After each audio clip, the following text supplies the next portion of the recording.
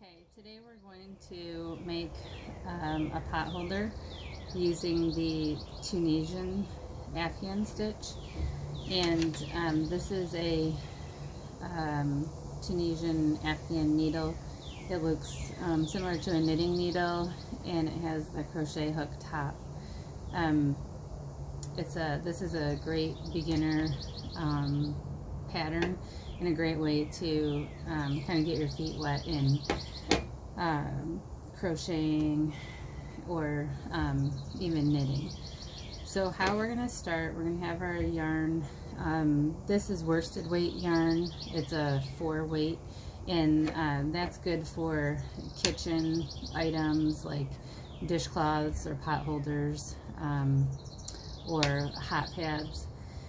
So how we're going to start is we're going to take the end of our yarn and we're going to leave about 6 inches for the tail, and we're just going to make a little loop and twist it around to make a knot. And we want to leave the loop at the end so it's a little bit bigger than our hook. There you go. So it looks like that. And then we have our tail, and then we have the rest of our yarn. We're going to take our needle and put it through the loop we created. Now here I'm going to put the yarn around my finger like this. You may find another way that works well for you, but I like doing this so that I have a little tension. You can also put it in between a couple fingers if you want some more tension. And what we're going to do is we're going to do the chain stitch 30 times.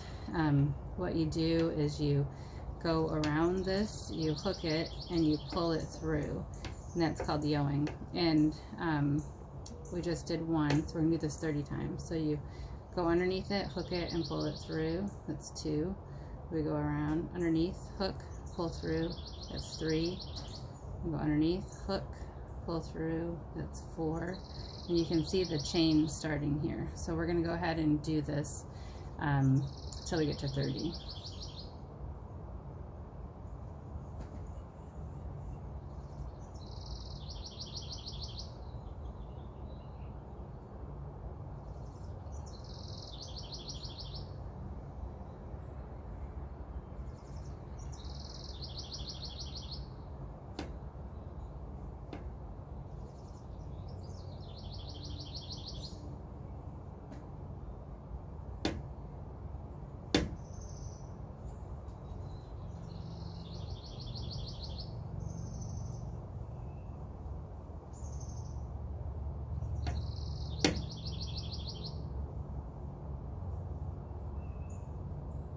Okay, so now we have 30 chains on there. You can see this is pretty wide. If I compared this to the pot holder, it's a lot bigger, and that's because these chains are big.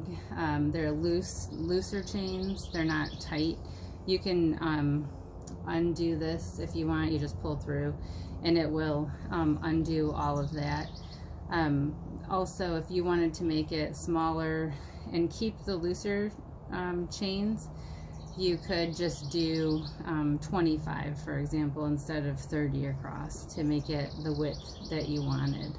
So, so maybe we'll do that. We'll pull out 1, 2, 3, 4, 5. Okay, so now we have 25. And now what you do is you're going to move it so your chain's over here. And the Afghan stitch is real easy. This is your first chain right here, and you actually skip your first chain, and so we're going to start on the second chain. And you can see right here, we're going to stick our needle right up through this hole right here on top. You can see these loops that are on the top, and we're going to go underneath that top one.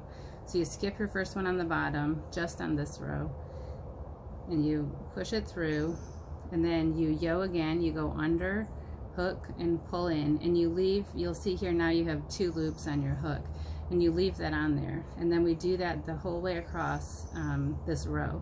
So again, we go under that top loop of our chain, we hook it under, then we pull it through. We find that top loop, we go under, we hook it, and we pull it through. We go under the top loop, hook it, and pull it through. So we're going to go ahead and do this the whole way across our row.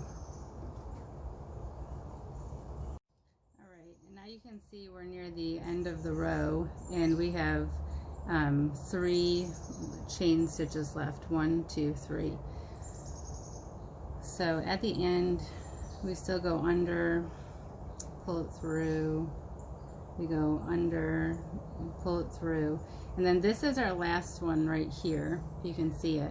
This one we also go under and we pull it through, and now you can see we have we should have 25 loops on our hook, so I always count it just to make sure.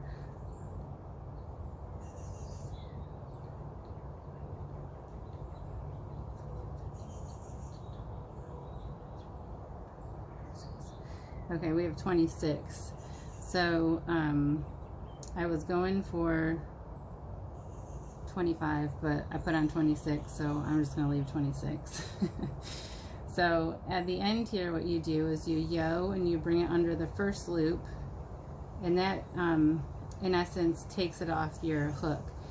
We just do we bring it under 1 just for this first edge, and now from here on out we're gonna, this is called yoing, when you go under and you pull through, and we're gonna pull through 2 loops, and that comes off of our hook.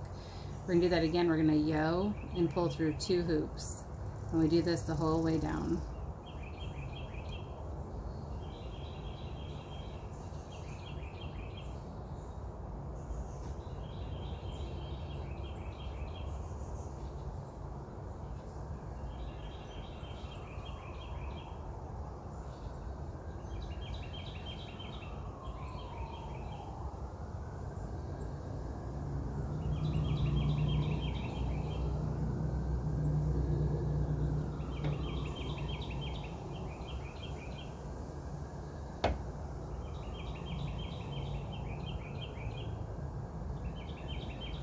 Okay, now we're at the end, and again we yo and pull it through both hooks, both hoops.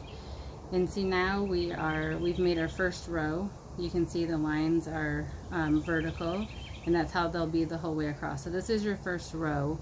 This is row number 1. This shows you basically that it's 1 row. And we're going to do that. We have 26 across, so we'll probably do it 26 by 26. So we'll make 26 rows. So what you do now is you skip the first line, and you just go under the second line, and then you yo and pull through. And basically we're going to put back on 26 hoops. So you yo, pull through, and do this the whole way across.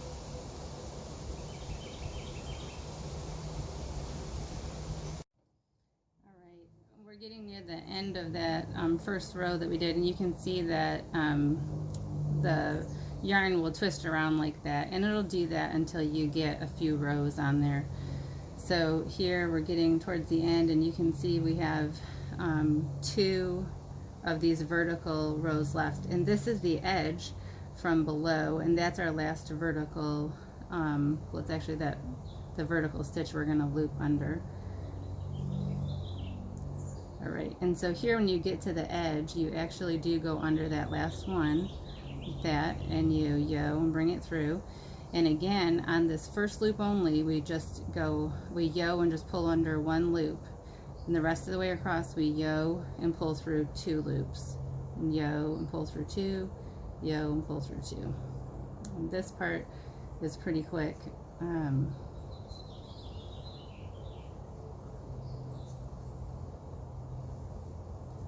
going to go ahead and keep going on this row.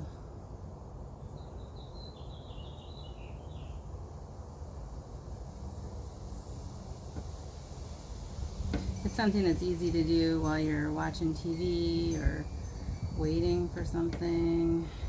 I guess not the best to do while you're watching TV because you don't really watch the TV. But there you go. So now we have 2 rows on. You can see there's these 2 verticals. And this is how you'll know if you've like missed a stitch or something. You'll be able to see your whole way across. Here, this vertical line, it runs straight up like that, and that's what you're creating right here, is that vertical line, and it'll run straight up.